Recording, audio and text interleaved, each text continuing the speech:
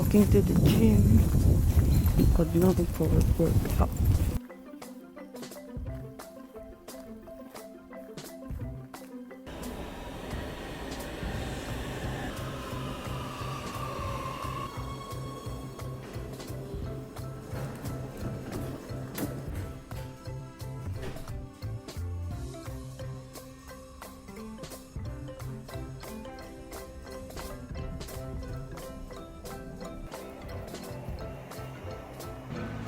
Hi guys, so nasa gym na tayo ngayon. What I usually do when I go to the gym is I run.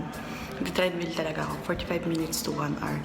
Depending kung ano yung kaya ng body ko. Minsan kasi sobrang pagod na yung katawan ko, kaya minsan 40 minutes, 45 minutes kami lang. Minsan nga 30 minutes lang. But ang most important is magka-cardio talaga tayo. Magpapawis na tayo doon. Yung pinaka-importante. So yun, sinisipon pa ako. Kaya yun, let's go!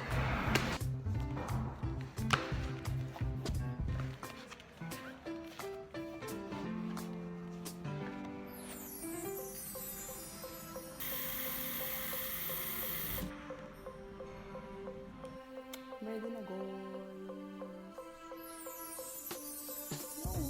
Later, I'll be here.